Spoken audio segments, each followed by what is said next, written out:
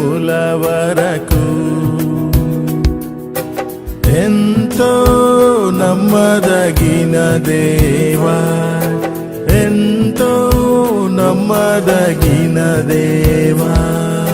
స్తుతియో మహిమ ఘనత నీకే యుగ యుగముల వరకు ఎంతో నమ్మదగిన దేవా, ఎంతో నమ్మదగిన దేవా.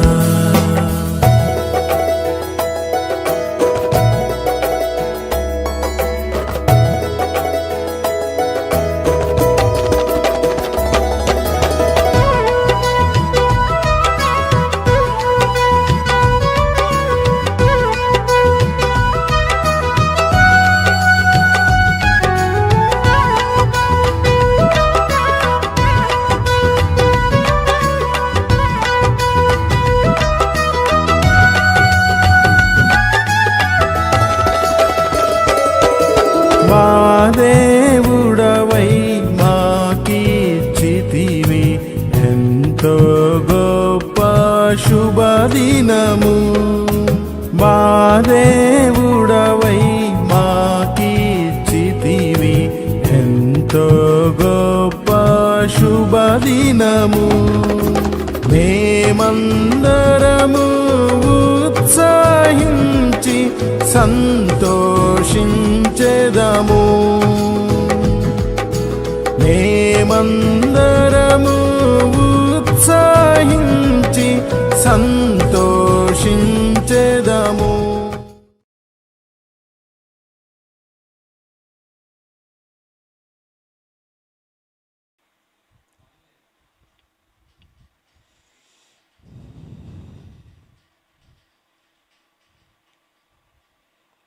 ప్రైజ్ ద లార్డ్, హల్లెలూయా. ప్రభు మనల్ని ప్రేమించి మనకిచ్చిన ఈ గొప్ప అవకాశమును బట్టి ప్రభువును మనం ఎంతో స్తుతించవలసిన వారిగా ఉన్నాము. ఈ రాత్రికాలపు ప్రార్థనకు మిమ్మల్ని అందరినీ ప్రేమతో ఆహ్వానిస్తూ ఉన్నాం.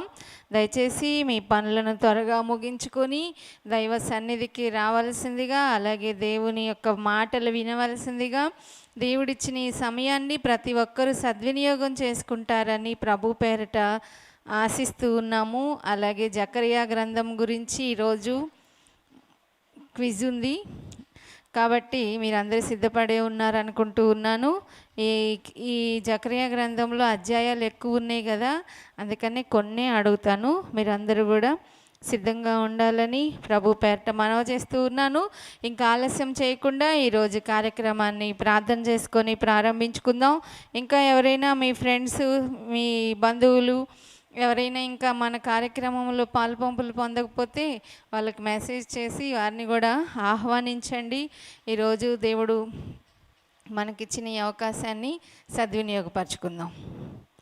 మమ్మల్ని మిక్కిలిగా ప్రేమించుచున్న మా ప్రియ పరలోకపు తండ్రి, ఈ రాత్రి కాలమందు మీ సన్నిధిలో చేరి ప్రార్థించడానికి మీరు మాకు ఇచ్చిన ఈ గొప్ప అవకాశమునకై స్తోత్రములు చెల్లిస్తూ ఉన్నాం. మా ప్రభువా, మమ్మలను ప్రేమించి మా కొరకు మీరు చేసిన ప్రతి ఏర్పాటును బట్టి కూడా మిమ్మల్ని స్తుతిస్తూ ఉన్నాం. ఈ రాత్రి కాలమందు మరి బిడ్డలు అనేక మంది ఆశతో ఆసక్తితో నీ సన్నిధికి వచ్చి మీ మాటలు వినటానికి నా ప్రభువా అయ్యా నాయన అవకాశాలు ఇస్తున్నప్పుడు ప్రతి ఒక్కరు సద్వినియోగపరచుకునే వారిగా చేయండి.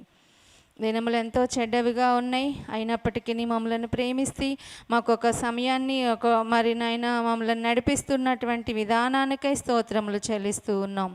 ఈ రాత్రికాలమందు పాటల ద్వారా, వాక్యం ద్వారా అయ్యా మీ నామమును ఘనపరచుకోమని, ఎవరు ఎలాంటి బాధతో నీ సన్నిధికి వచ్చారో, ఏమి నేర్చుకోవాల్సి మేమున్నామో వాటిని మాకు నాయన బైబిల్ గ్రంథంలో నుంచి తెలుసుకొని వాటిలో మేము నేర్చుకోవాల్సినవి నేర్చుకుంటూ, విడిచిపెట్టవలసినవి విడిచిపెడుతూ నీలో ముందుకు సాగుట నాకు మాకు మా అందరికీ నేర్పించమని యేసయ్య నామమున అడిగి వేడుకుంటూ ఉన్నాము తండ్రి, ఆమేన్.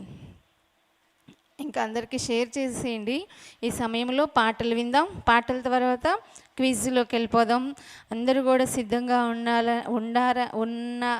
ఉంటారని ఆశిస్తూ ఉన్నాను.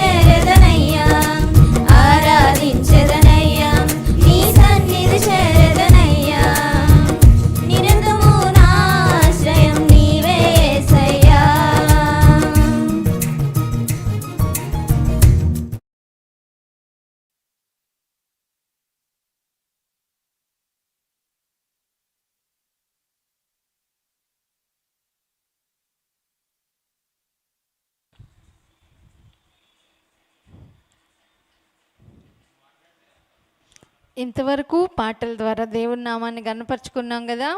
ఇప్పుడు క్విజ్. జకరియా గ్రంథంలోకి వెళ్ళిపోదాం.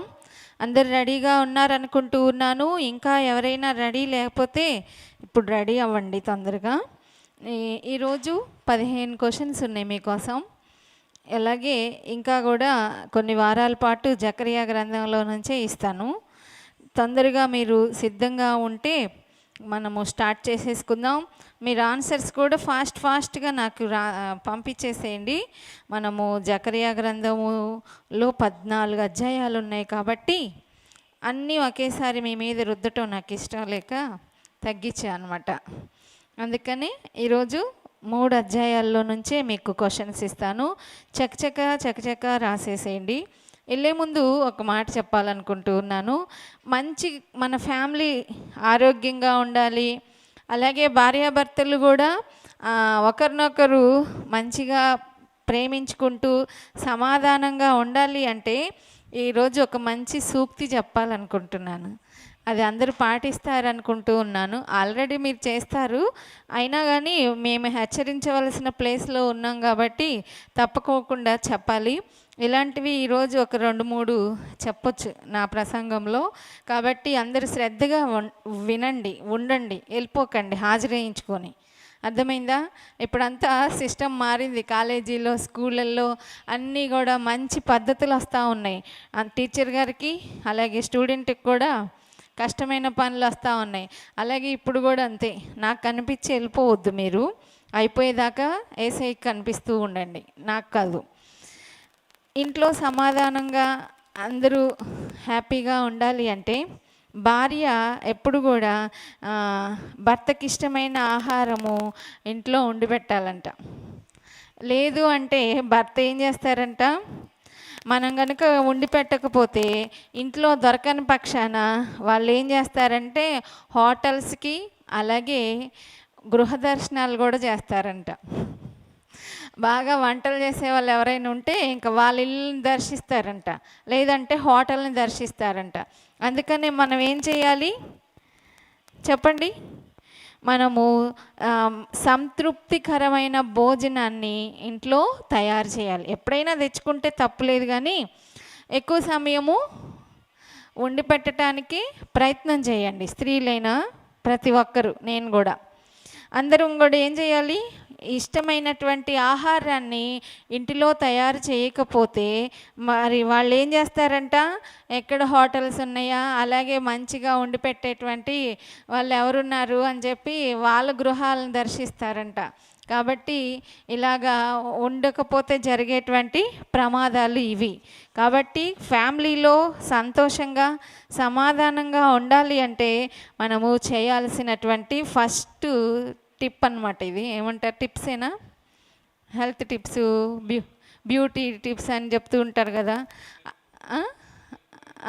అలా అన్నమాట ఇది. ఇంకా ఇలాంటివి చాలా ఉన్నాయి ఈరోజు నేను మీకు చెప్పాలనుకుంటూ ఉన్నాను. కాబట్టి మీరు సిద్ధంగా ఉండండి. ఈ సమయంలో క్విజ్లోకి వెళ్ళిపోదాం. మీ మనసులు అటు ఇటు వెళ్ళిపోతున్నాయి అని చెప్పి ఇది చెప్తున్నాను. రెడీగా ఉన్నారు కదా? ఫస్ట్ క్వశ్చన్ ఏంటిది అంటే జకరియా తండ్రి పేరేంటి? చాలా ఈజీ క్వశ్చన్స్ వస్తాయి. ఈ 4 వారాల్లో వస్తుందేమో ఈ అధ్యాయ జకరియానే.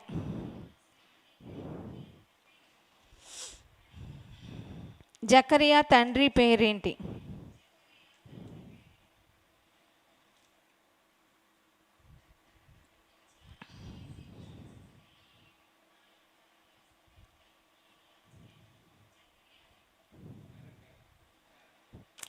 ఏ రాజు కాలంలో జకరియా ప్రవచించాడు? ప్రవచనం ఏ రాజు కాలంలో దేవుడు ఆయనతో మాట్లాడేచ్చారు? ఆ రాజు పేరు రాయాలి.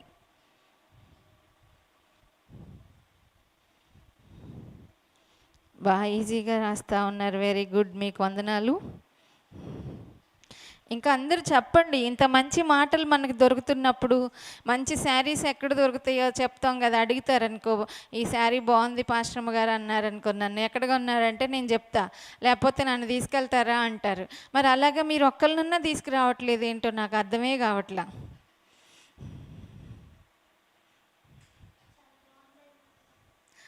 చాలా బాగుందని మాత్రం అంటారంట.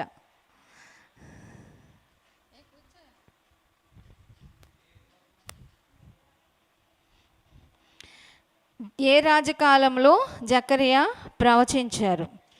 తర్వాత థర్డ్ క్వశ్చను, జకరియా గారి తాతగారు ఎవరు? అమ్మో ఏంటి హిస్టరీ అడుగుతున్నారు అనుకుంటున్నారా? అది బైబిల్లో ఉన్నదే అడుగుతూ ఉన్నాను.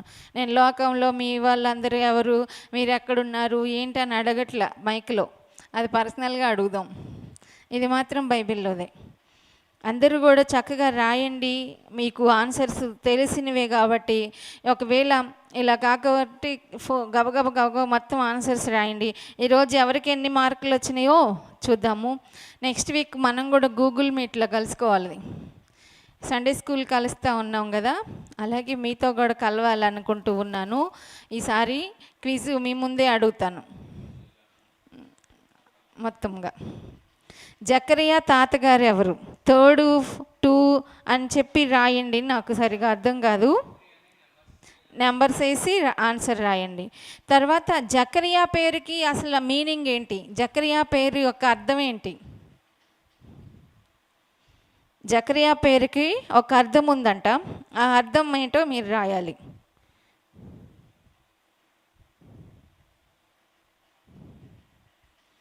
క్వశ్చన్ నెంబర్స్ వేయండి, లేదా ఆన్సర్ నెంబర్లు వేయండి. ఇప్పటికి 4 క్వశ్చన్స్ అడిగాను నేను. జకరియా పేరుకి అర్థం ఏంటి? తర్వాత 5th క్వశ్చన్, నలుగురు కంసాలుల యొక్క దర్శనము ఎవరికి వచ్చింది? ఈ కళ ఎవరికి వచ్చింది? ఆ దర్శనము ఎవరికి కనిపించింది?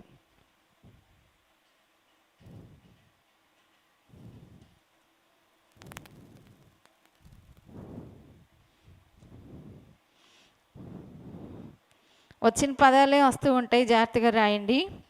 తర్వాత నలుగురు కంసాలుల దర్శనము ఎవరికి కలిగింది? తర్వాత క్వశ్చన్ ఏంటంటే, మనుషులు పశువులు విస్తారముగా ఉన్నందున ప్రాకారం లేని మైదానంగా ఉన్న పట్టణం ఏంటది? మనుషులున్నారు, పశువులు విస్తారంగా ఉన్నందున అది ప్రాకారం లేనటువంటి ఒక మైదానంగా ఉన్న పట్టణము ఏమిటి?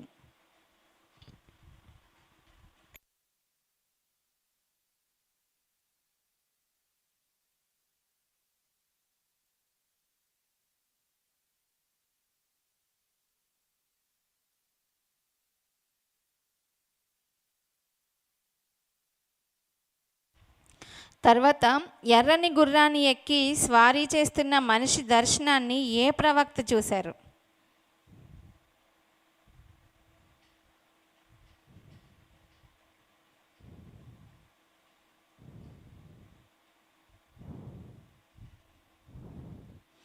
ఎర్రని గుర్రాన్ని ఎక్కి స్వారీ చేస్తున్న మనిషి యొక్క దర్శనాన్ని ఏ ప్రవక్త చూశారు?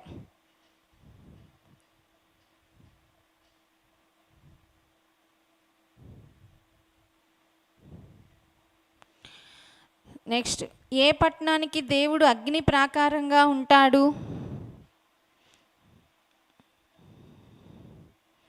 ఏ పట్టణానికి దేవుడు అగ్ని ప్రాకారంగా ఉంటాను అని మాట ఇచ్చారు?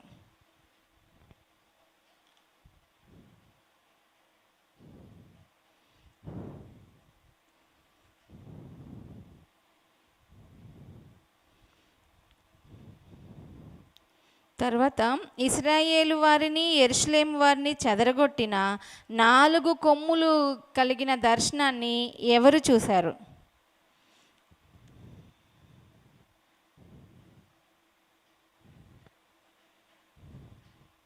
నాలుగు కొమ్ములు ఉన్నటువంటి దర్శనాన్ని ఎవరు చూశారు?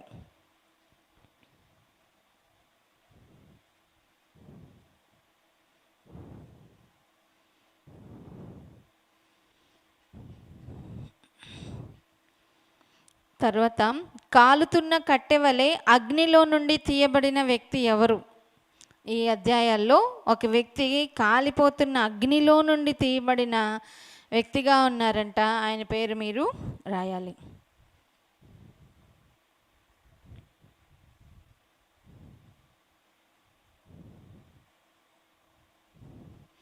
కాలుతున్న కట్టె వలె అగ్నిలో నుండి తీయబడిన వ్యక్తి ఎవరు?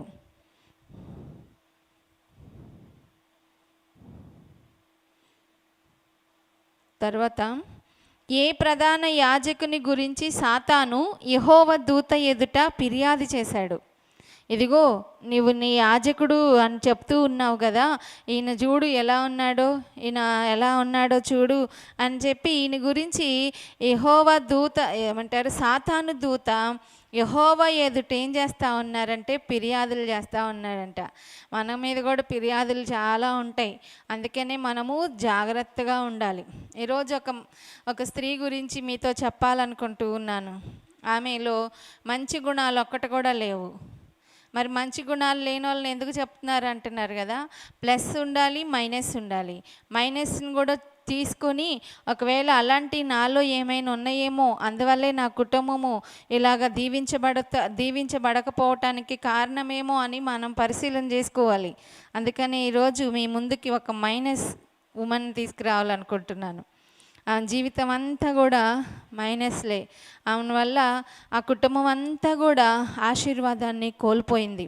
మరి అలాగా మన కుటుంబానికి రావాల్సిన ఆశీర్వాదాలు నీ వల్లే ఒకవేళ పోతున్నాయేమో, ఈ వాక్యం విన్న తర్వాత పరిశీలన చేసుకుందాం.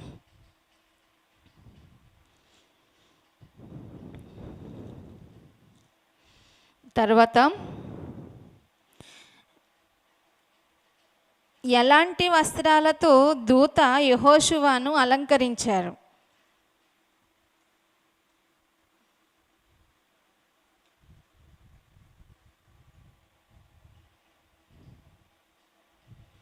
ఎలాంటి వస్త్రాలతో యెహోవా దూత ఆయన్ని అలంకరించారు? ఎలాంటి వస్త్రాలు? కరెక్ట్గా రాయండి.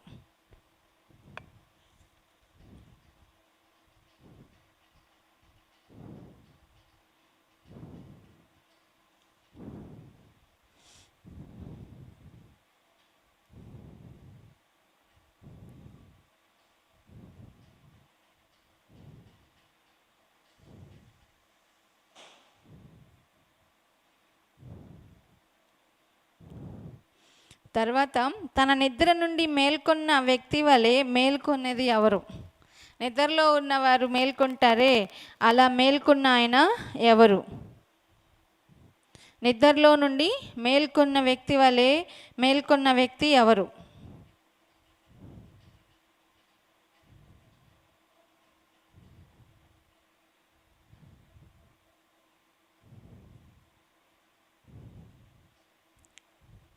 చివరి క్వశ్చన్ చెప్తున్నాను.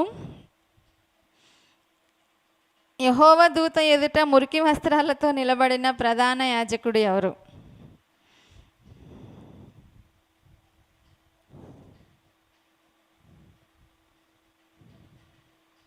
యెహోవా దూత ఎదుట మురికి వస్త్రాలతో నిలబడినటువంటి ప్రధాన యాజకుడు ఎవరు? భలే మెలికలుగా ఉన్నాయి కదా క్వశ్చన్స్. మీ ఆన్సర్స్ కూడా బాగున్నాయి, కరెక్ట్గా రాస్తూ ఉన్నారు. మీకు అందరికీ కూడా దేవుని పేరిట హృదయపూర్వకమైన వందనములు తెలియచేస్తూ ఉన్నాను. నేను మీకు చాలా ఇంపార్టెంట్స్ చెప్తానని చెప్పాను కదా, వాటిని మీరందరూ శ్రద్ధగా చూడాలని దేవుని పేరిట మీ అందరికీ కూడా మనవి చేస్తూ ఉన్నాను. ఇప్పటి వరకు మీరందరూ కరెక్ట్గా ఆన్సర్స్ చేస్తూ వచ్చారు.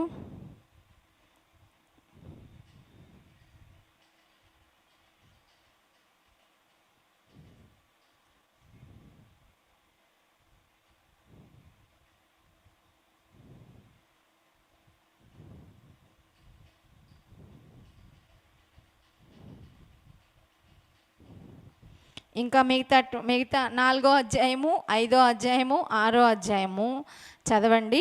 నెక్స్ట్ ఫ్రైడేకి దానిలో నుంచి మీకు 4, 5, 6 వీలైతే 7 కూడా చదవండి.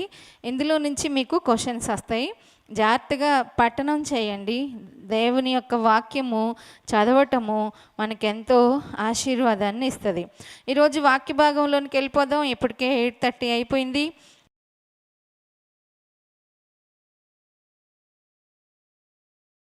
మీకోసం నేను ఎన్నో తెలియని ఎన్నెన్నో పుస్తకాలు చదువుతూ మరి ఎంతో కష్టపడుతూ ప్రార్థిస్తూ ప్రాక్టీస్ చేస్తూ మీ ముందుకు వస్తున్నాను.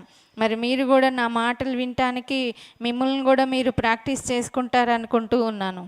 ప్రాక్టీస్ చేసుకొని వాక్యం వింటారని ఆశపడుతూ ఉన్నాను. ఈరోజు మనము సామెతల గ్రంథము 11వ అధ్యాయము 21వ వచనాన్ని చదువుకుందాం. మీరందరూ కూడా బైబిల్స్ తీసినట్లయితే మనము ఈరోజు సామెతల గ్రంథము 11వ అధ్యాయము 21వ వచనము. మీరు కూడా గట్టిగా చదువుతారనుకుంటూ ఉన్నాను నాతో పాటు. వివేకము లేని సుందర స్త్రీ పంది ముక్కునున్న బంగారు కమ్మి వంటిది. ఈరోజు మన వాక్య భాగంలోకి మొట్టమొదటి ముఖ్య అంశం ఏంటిదంటే, వివేకము లేని సుందరమైన స్త్రీ ఎలాంటిదంట? పంది ముక్కులో ఉన్నటువంటి బంగారపు కమ్మి వంటిది. బంగారపు కమ్మి చేయించాలంటే బోళ్ళంత బంగారం పట్టిద్ది కదా. 1 గ్రాములు 2 గ్రాములు కమ్మిలు రావు, వస్తాయా? అవి చేయించాలంటే చాలా ఏమంటారు ఎక్కువ బంగారం పెట్టాల్సి వస్తుంది. మరి అంత బంగారపు ముక్క ఎవరి దగ్గర ఉంది చెప్పండి? వివేకం లేనటువంటి స్త్రీ దగ్గర ఉందంట. ప్రతి విశ్వాసికి వివేకము చాలా అవసరం. విశ్వాసకే కాదు, స్త్రీకి కూడా ఎంతో అవసరం. ప్రతి క్రైస్తవుడికి వివేకం కావాలి, ప్రతి వ్యక్తికి వివేకం కావాలి. వివేకం లేకపోతే మనము పవిత్రమైన జీవితాన్ని జీవించము, ఫలవంతమైన జీవితం కూడా కాదు మనకి. అందుకని ప్రతి వ్యక్తిలో కావాల్సింది ఏంటిదయ్యా అంటే వివేకము. ఈరోజు వివేకం లేనిటువంటి స్త్రీ ఎలా ఉంటుంది అంటే, ఆమె ఎంతో అందంగా ఉన్నప్పటికీ వివేకము లేని సుందర స్త్రీ. ఎంత ఈ మాటని చెప్పాలి అంటే, అందంగా ఉంది కానీ ఏమి లేదు, వివేకం లేదు. ఏం చేసుకుంటారు అలాంటి వాళ్ళని చెప్పండి? తల్లిదండ్రులైనా ఏమైనా మురుసుకోగలమా చెప్పండి? మరి ఒకవేళ మంచి చదువుకొని మంచి ఉన్నతమైన స్థానంలో ఉండొచ్చు, కానీ మాట్లాడే వివేకం లేకపోతే ఆఫీసర్ గురించి కూడా ప్రజలు ఏమనుకుంటారు? ఇష్టపడతారు ఎవరైనా? ఒక బాలిక మొదలుకొని భాగ్యవంతుల వరకు కూడా కావాల్సింది ఏంటిదంటే వివేకం. అది లేకపోతే నీకెన్నున్నా కానీ వ్యర్థం అని చెప్పి కీర్తన సొలొమోను చెప్తూ ఉన్నారు, జ్ఞాని అయిన సొలొమోను. ఈరోజు మరి మీ ముందుకు కూడా ఒక వివేకం లేని సుందరమైన స్త్రీని తేవాలనుకుంటూ ఉన్నాను. ఆమె వివేకం లేదు. ఆమెకి వివేకం లేకపోవటం వలన తన ఇంటికి ఎంతో నష్టాన్ని తీసుకొచ్చిందనమాట. ఆమెను గురించి ఈరోజు మనము మాట్లాడుకుందాం. మీరందరూ కూడా శ్రద్ధగా వింటారని అనుకుంటూ ఉన్నాను. జాగ్రత్తగా వినండి దేవుని వాక్యాన్ని, ఎందుకంటే ఈ సమయము ఈ అవకాశము ప్రభు మనకి ఇచ్చారు. ఈరోజు నేను మీకు కొన్ని ఏమని చెప్పాను, టిప్స్ చెప్తానని చెప్పాను కదా. కుటుంబంలో సమాధానంగా ఉండటానికి కొరకు ఏమని చెప్పాను? ఫస్ట్ ఏమని చెప్పాను? మీ ఆయన గారికి ఇష్టమైనటువంటి వంటకాలు ఇంట్లోనే వండి పెట్టండి. లేకపోతే వాళ్ళు ఏం చేస్తారంట, హోటల్స్ని అలాగే మంచి ఆహారం దొరికేటువంటి గృహాలను ఎత్తుక్కుంటారంట. వాళ్ళకి ఛాన్స్ మనం ఎందుకు ఇద్దాం? మనం ఇవ్వద్దు, మనమే చేసి పెడదాం. తర్వాతది ఇంకోటి ఏంటి అంటే, వివేకం కలిగిన వారు చేయవలసినటువంటి 2వ పాయింట్ ఏంటంటే, ఏదైనా మీ ఇంట్లో బాధలున్నా కష్టాలున్నా మీ కన్నీటి కథను ఎవరికి వినిపించొద్దంట. బయట వాళ్ళకి ఏం చేయొద్దు?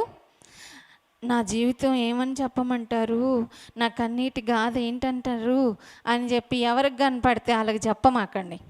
అర్థమవుతుందా? ఇవన్నీ గొప్ప భక్తురాళ్ళు రాసినటువంటి గొప్ప పలుకులు మీకు చెప్తా ఉన్నాను. నేను తెచ్చుకోలే, ఇంకా అనుభవం నాకు రాలేదు. ఇంకా నేను కూడా మీకులాగా నేర్చుకునేటువంటి బడిలోనే ఉన్నాను, నేర్చుకుంటున్నాను. నేను కూడా మీరు కూడా నేర్చుకోవాలని ఆశిస్తూ ఉన్నాను. మీకున్నటువంటి ఏమంటారు కష్టాన్ని కన్నీటిని ఏం చేయకూడదంట, అందరికీ కూడా వినిపించొద్దంట. ఎందుకంటే కొంతమంది స్త్రీలకు ఎదుటివారు కన్నీరు కారినంతగా కథ చెప్పడంలో సమర్థులైపోయి ఉంటారు. ఇక ఏమన్నా చెప్పమంటే చాలు, ఇదిగో నా పరిస్థితి ఇలా అని చెప్తూనే ఏమవుతూ ఉంటారు, కన్నీరు కార్చేస్తారు. అయితే తెలివిగల వారు ఏం చేస్తారంటే అట్టి వారి విషయంలో సులభంగా గ్రహించేస్తారు. నువ్వు కన్నీరు గార్చుతున్నది గ్రహించేసి వాళ్ళకి వాళ్ళే ఊహించేసుకొని నీ జీవితం ఇలా నీవు ఇలా అని చెప్పి నువ్వు వచ్చేసాక బట్టలు ఉతికి ఆరేసినంత ఈజీగా ఆరేస్తారు మనల్ని. అందుకని మన కన్నీటికి కాదని చెప్పాల్సింది ఒక్క యేసయ్యకే. తర్వాత నువ్వు వెళ్తున్న సంఘంలో నీకు ఇష్టమైతే నువ్వు నమ్మిన సేవకునికి, అది వివేకం కలిగిన వారు చేయాలి. వివేకం లేని వాళ్ళు ఏం చేస్తారు? కనబడిన వాళ్ళందరి దగ్గర కన్నీరు గార్చేస్తారు. వద్దు, ఎందుకంటే మన కన్నీటిని తీర్చగలిగిన వారు మన యేసయ్యే. ఈ వివేకం లేని సుందర స్త్రీ ఎలా ఉంటుందని చెప్పాను? పంది ముక్కునున్న బంగారు. ఎందుకు అది పంది? అసలు దాన్ని చూడటమే మనకి అసహ్యం. అందుతోడు దాని ముక్కు కుట్టారంటే అసలు ఏమన్నా ఉందా? చూడండి, అంటే వివేకం లేకపోతే నీవు ఎంత ఆస్తి ఉండు, అందముండు, హైట్ ఉండు, అందమైన భవనాల్లో ఉండు, వ్యర్థం. అలాగ తన జీవితాన్ని పాడు చేసుకున్నటువంటి స్త్రీ గురించి నేను ఈరోజు మీతో మాట్లాడాలనుకుంటూ ఉన్నాను. మొదటి రాజుల గ్రంథము 16వ అధ్యాయము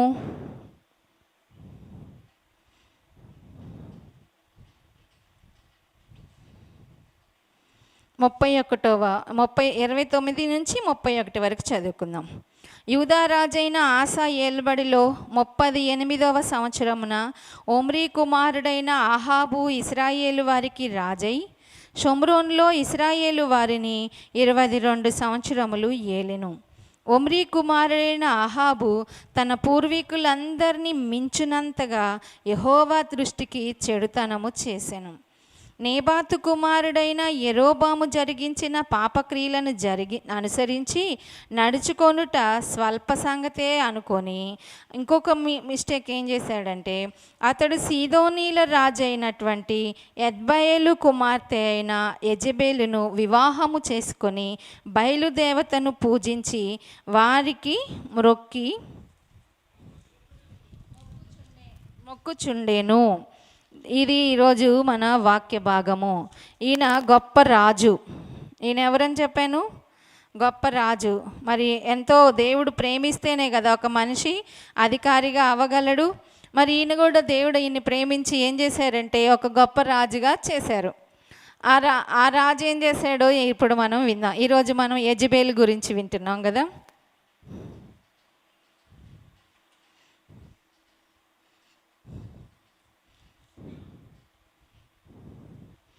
యెజెబెలు గురించి మనం విందాం.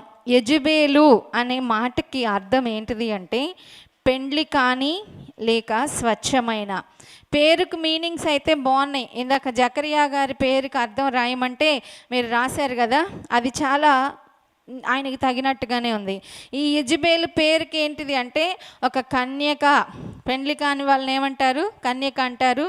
లేదంటే స్వచ్ఛమైన అంటే ప్యూరిటీ, మంచిది, స్వచ్ఛత, స్వచ్ఛమైన తేనె, స్వచ్ఛమైన నెయ్యి, స్వచ్ఛమైన పాలు, ఇలా అన్ని కొటేషన్స్ మనం వింటూ ఉంటాం కదా. స్వచ్ఛమైన వాటర్ అంటారు, ఇలాగే ఎన్నో చెప్తారు. ఈమె పేరులో ఉన్నటువంటి యెజెబెలు అనే మాటకి అర్థం ఏంటంటే స్వచ్ఛమైన. అయితే ఈమెన్నీ కూడా స్వచ్ఛానికి ఆపోజిట్ ఏంటిది? శుభ్రతకి అశుభ్రత, స్వచ్ఛతకి ఆపోజిట్ మురికి. అన్నీ మురికి పనులే. మనిషి ఏమో సుందరమైన స్త్రీ. బంగారం ఎక్కడుందయ్యా అంటే పంది ముక్కునుంది. ఎందుకు అంటే వివేకం లేదు కాబట్టి. ఈరోజు వింటున్నారా శ్రద్ధగా? ఇలా ఈ వాక్య భాగంలో నుంచి మనము చాలా నేర్చుకోవాల్సిన వారిగా ఉన్నాము. ఈమె అష్తారోత్ యొక్క యాజకుడును సీదోనీలకు రాజైనటువంటి ఎద్బయలు యొక్క కుమార్తె. ఈమె ఇశ్రాయేలు వారి రాజగు ఆహాబుని వివాహము చేసుకుంది. ఈమె పేరుకి అర్థం ఏమని చెప్పాను? కన్యక లాంటిది, పెళ్ళి కానిది, నెక్స్ట్ స్వచ్ఛమైనది అని ఈమె పేరుకి అర్థమైతే ఈమె స్వభావం ఏంటో తెలుసా? ఈమె ఆడపిల్లై పుట్టింది కానీ వాళ్ళ నాన్నోళ్ళకి ఈమె స్వభావం అంతా పురుషుల స్వభావమేనంట. అంటే ఇలాంటి వాళ్ళు ఇళ్లలో చాలామంది ఇళ్లలో ఉంటారు. ఆడపిల్లలే కానీ ర్యాష్గా ఉంటారు, పొగరుగా ఉంటారు, మగవాడితో పోట్లాడగలిగే అంత శక్తి సామర్థ్యాలు కలిగిన వారుగా ఉంటారు. అలాంటి ధైర్యం కలిగిన ఆవిడంట యెజెబెలు. ఎందుకు అంటే యెజెబెల్లో సౌందర్యం ఉంది, అన్నీ ఉన్నాయి, టాలెంట్స్ ఉన్నాయి, ధైర్యంగా వెళ్ళగలిగేటువంటి కెపాసిటీ ఉంది. అయితే దాన్ని మిస్యూజ్ చేసింది. ఈరోజు నీవు కూడా మీ ఇంట్లో ఆడపిల్లవై ఉన్నా అన్ని బాధ్యతలు చక్కగా నెరవేరుస్తున్నావేమో, దాన్ని బట్టి నీవు సంతోషిస్తూ ఉండాలి, దేవుణ్ణి స్తుతిస్తూ ఉండాలి. అదే తప్ప మిస్టేక్గా మాత్రం ఫ్యామిలీని నడిపించకూడదు, కుటుంబాన్ని నడిపించకూడదు. ఈమె ఏం చేసిందంటే, ఈమె స్వభావం ఎలాంటిదని చెప్పారు? పురుషుల యొక్క స్వభావం కలిగిన స్త్రీ అంట. అయితే ఇంత గడుసుదానికి మెత్తని స్వభావం కలిగినోడు దొరికాడు. ఇంకేం చేస్తాం చెప్పండి? భార్య చాలా తెలివైంది భర్త కన్నా కూడా. ఎందుకంటే ఫస్ట్లో వాళ్ళకి లోబడినట్టుగా ఉంటాము, తర్వాత కొన్ని సంవత్సరాలకి వాళ్ళలో ఉన్న వీక్నెస్ మనం కనిపెట్టేసి ఏం చేస్తాం? తెలివైన వాళ్ళమైతే క్షమిస్తాము, వివేకం లేని వాళ్ళైతే ఆసరా తీసుకొని ఆడిస్తూ ఉంటారు. అలాగే చేసిందనమాట యెజబేలు వివేకం లేని స్త్రీ. ఈరోజు ఒకవేళ నీ ఇంట్లో నీ భర్త కంటే నీవే తెలివైన దానివేమో, దేవుడు నీ జ్ఞానం ఇచ్చాడేమో, ఆ జ్ఞానంతో నీ ఇంటిని కట్టుకోవాలి తప్ప ఇంటిని నేనే అన్నీ చేస్తున్నాను అనే స్వభావము మనలో రాకూడదంట. ఈమె మెత్తని స్వభావం కలిగినటువంటి భర్తని మెల్లిమెల్లిగా లోపరుచుకుంటూ, ఆమె తన భర్తకి బలహీనుడు, మళ్ళీ రాజీన, ఒక పట్టణానికి, ఒక ప్రజలకు రాజు, అలాంటి రాజుని భార్య ఏమంటారు, ఎలాంటి వాళ్ళైనా భార్య బాధితులే అని చెప్తూ ఉన్నట్టుగా నిజంగా మరి ఇంత రాజైనటువంటి ఈ అహాబ్ ఏం చేశాడంటే, ఈ రాణి గారి యొక్క దుష్ట సలహాలు వింటున్నారా? దుష్ట సలహాలు ఏమి ఆయనకి ఇస్తూ, ఆయన్ని రోజుకి కూడా ఆయన ఏమో చక్కగా లేచి ప్రార్థించుకునే స్వభావం ఉంది ఒకప్పుడు. అలాంటి దాన్ని ఏం చేస్తూ ఉందంటే మెల్లిమెల్లిగా ఆయనకి దుష్ట ఆలోచనలు ఇచ్చి ఆయన్ని దేవుని నుంచి దూరం చేసేసిందంట. అంతేకాకుండా మన దేవుని నుంచి దూరం చేసేసి ఆమె దేవుని దగ్గరికి ఆయన ఏం చేసిందంట, దగ్గరికి తీసుకొచ్చిందంట. ఆమె బయలు యొక్క దేవతా భక్తి, శ్రద్ధ కలిగిన భక్తి కలిగిందంట. ఆమెకి ఆ బయలు దేవతలు తప్ప ఇంకా ఏ దేవుళ్ళన్నా కూడా ఇష్టం లేదు. ఎవరికి? యెజబేలు. అందుకని ఆమె ఏం చేసిందంటే, ఎప్పుడు కూడా ఇలాగే చేస్తుందని చెప్పి మ్యారేజ్ డేకి భర్తలు ఏం చేస్తూ ఉంటారు, భార్యకి బహుమతులు ఇస్తారు కదా, మనం కూడా భర్తకి బహుమతులు ఇవ్వాలంట. భార్యకి ఇస్తారు, భర్తకి కూడా బహుమతులు ఇవ్వాలి. ఒక భక్తురాలు చెప్పారు, ఇలాగే బహుమతులు ఇవ్వండి. నేను ఇందాక చెప్పాను అప్పుడప్పుడు టిప్స్ చెప్తానని, ఇదొక టిప్ రాసుకోండి. ఎప్పుడైనా మరి మీ ఆయన గారికి గిఫ్ట్లు ఇచ్చారా? భర్తకి బహుమతులు ఇచ్చారా? ఇస్తే ఓకే. ఒకవేళ ఇవ్వలేదనుకో, నేను హౌస్ వైఫ్నండి, నేనేమి ఇవ్వగలను అని అనుకోకుండా ఏం చేయమని చెప్పిందో తెలుసా ఆ గొప్ప భక్తురాలు? ఏం చేయొద్దు, మీరు ఒక హ్యాండ్ కర్చీఫ్ అన్న కొని మీ ఆయన గారు రేపు వేసుకోబోయేటువంటి ప్యాంట్లో పెట్టేయాలంట. అప్పుడు ఆయన లేచి బట్టలన్నీ స్నానం చేసి బట్టలు వేసుకున్న సమయంలో ఆయనకి ఏమవుతుంది, జేబులో పెట్టగానే కర్చీఫ్ ఉంటే ఎక్కువ బహుమతులు ఇవ్వవసరలా, ఆ చూడగానే కొత్తదాని స్మెల్ వేరే తెలుస్తుంది కదా, ఇదేంటి నా జేబులో ఎవరా వచ్చింది, ఏమైంది అని చెప్పి ఆశ్చర్యంగా అంటారు. అప్పుడు మనల్నే అడుగుతారు. అప్పుడు నువ్వు చెప్పినప్పుడు ఆ చిన్న బహుమతిని చూసి కూడా భర్త ఏమవుతారు, సంతోషిస్తారు. పెద్ద బహుమానాలే ఇవ్వసరు, ఒక హ్యాండ్ కర్చీఫ్ వాళ్ళకి ఎప్పుడు యూజ్ కాబట్టి అలాంటివైనా ఇవ్వచ్చు. ఇంకా మీకు దేవుడు స్తోమత ఇస్తే మీ ఇష్టానుసారంగా ఇవ్వచ్చు. ఈయన కూడా యెజబేల్ని బాగా ఇష్టంగా పడి, ఎక్కడైనా భార్య దొరికిన వాళ్ళకి మేలు దొరికింది అన్నట్టుగా ఇక ఈయన బాగా నాకంటే తెలివైన భార్య, గడుసు భార్య, అందమైన భార్య, రాజుగారి కుమార్తె, రాజరికం తెలిసిన ఆవిడ, నేనంత ధన్యుడు ఇంకెవడు లేడని చెప్పి సంవత్సరం ఈమెకి బహుమతులు ఇస్తూనే వస్తూ ఉన్నాడు. ఆ బహుమతులు ఏం గారికి ఏమి నచ్చల, ఎన్ని ఇచ్చినా సరే మొహం మార్చుకొనే ఉంటుంది. ఏంటి యెజబేలు అంటే, నీవు అన్ని బహుమానాలు ఇస్తూ ఉన్నావు, నీ దేశంలోనేమో నీ దేవుళ్ళ గుళ్ళన్నీ కట్టుకున్నావు, నా దేవునికి నాకు ఏమైనా స్థానం ఇచ్చావా అని చెప్పి అహాబుని అన్నప్పుడు, అహాబ్ ఏం చేశాడంటే ఆమె యొక్క సంతోషార్థమై షోమ్రోన్లో ఒక మందిరాన్ని కట్టించి ఒక బలిపీఠాన్ని పెట్టి అషేరా దేవిని అక్కడ ఏం చేశారంట, నిలిపాడంట. దేవునికి అయిష్టమైన పని చేశాడంట ఈ ఆహాబు. ఈ ఆహాబు అయిష్టమైన పని చేయటానికి కారణం ఎవరు మెయిను చెప్పండి? ఇందాక చదువుకున్న 16వ అధ్యాయంలో షోమ్రోన్లో తాను బయలునకు కట్టించిన మందిరమునకు బయలునకు బలిపీఠం కట్టించి ఆహాబు దేవతా స్తంభం ఒకటి నిలిపెను. ఈ ప్రకారము ఆహాబు తన పూర్వీకులైన ఇశ్రాయేలీ రాజులందరికంటే కూడా ఎక్కువ పాపం చేశాడంట. ఈమె వివేకం లేనిదిగా ఉండి ఆమె పాపం చేయటమే కాకుండా తన భర్తను కూడా ఏం చేసిందంట? పాపంలోనికి తీసుకొని వచ్చేసిందంట. ఇక్కడ మనం చూసుకున్నట్లయితే దేవునికి అయిష్టమైనది ఏంటిది? దేవునికి ఇష్టమైనది ఏంటిది? ఆయన్ని సేవించటం ఆయనకి ఇష్టం. ఆయనకి అయిష్టమైన కార్యాలు చేయటము దేవునికి ఏమాత్రం కూడా ఇష్టం లేదు. అదే కాకుండా ఏం చేసిందంటే ఇశ్రాయేలీల యొక్క దేశంలో ఉన్నటువంటి భక్తులందరినీ కూడా బయలు భక్తులుగా ఏం చేసేసిందంట? మార్చేసిందంట. మార్చేసి యెహోవాకు ఏం చేపించింది ఈవిడ? కోపం తెప్పించింది. ఆ కోపాన్ని బట్టి దేవుడు ఎంతో రగిలిపోతూ ఉన్నాడు. ఆ సమయంలో దేవుడు చెప్తూ ఉన్నాడు, ఇదిగో అప్పుడు ఆ రోజుల్లో అక్కడున్నటువంటి గొప్ప వ్యక్తి ఎవరంటే ప్రవక్త అయిన ఏలియా గారు ఏం చేస్తూ ఉన్నారు? ఆహాబుకి హెచ్చరికలు చేస్తూ ఉన్నారు. ఆహాబు గారు మీరు అది చేయొద్దు, ఇలా ఉండండి మీరు అని చెప్తుంటే ఆహాబు మాట ఏమాత్రము వినుకోకుండా ఏమేం చేసిందంటే 450 మందిని బయలు ప్రవక్తలుగా మార్చేసింది. దేవుని ప్రజల్ని చంపించేస్తూ వాళ్ళందరినీ కూడా కష్టపెడతా ఉంది. ఆ సమయంలో ఇక్కడ మనం ఈరోజు మన స్టోరీలో 4 వ్యక్తులు ఉన్నారు. ఎవరు అంటే 1 రాజైన ఆహాబు, 2 రాణి అయిన యెజబెలు, 3 ఏలియా ప్రవక్త. ఈ ఆహాబు ఇంటిలో ఒక మంచి గృహ నిర్వాహకుడు ఉన్నాడు. ఆయన పేరు ఓబద్యా. ఆయన గురించి ఏమని రాయబడి ఉందంటే 18వ అధ్యాయము రాజుల మొదటి గ్రంథము 18వ అధ్యాయము 3వ వచనంలో ఆహాబు తన గృహ నిర్వాహకుడగు ఓబద్యాను పిలిపించెను. ఈ ఓబద్యా యెహోవా యందు భయభక్తులు గలవాడై యెజబెలు యెహోవా ప్రవక్తలను నిర్మూలము చేయుచుండగా గుహలో 50 మందిని 100 దాచి అన్నపానములు ఇచ్చి వారిని పోషించెను. ఎక్కడైనా ఆహాబు ఇంట్లో పనివాడు ఈ ఓబద్యా. ఆహాబు ఓబద్యా ఒకే దేవుణ్ణి కలిగిన వారు. ఆహాబు ఇంట్లోకి యెజబెలు వచ్చింది. యెజబెలు వచ్చిన దగ్గర నుంచి ఆహాబు ప్రవర్తన మారింది. కానీ ఆ గృహ నిర్వాహకుడిగా ఇంట్లో సేవకుడిగా ఉన్నటువంటి ఓబద్యా నా రాజు మారాడు కదా అని ఆయన మారలా. అర్థమవుతుందా?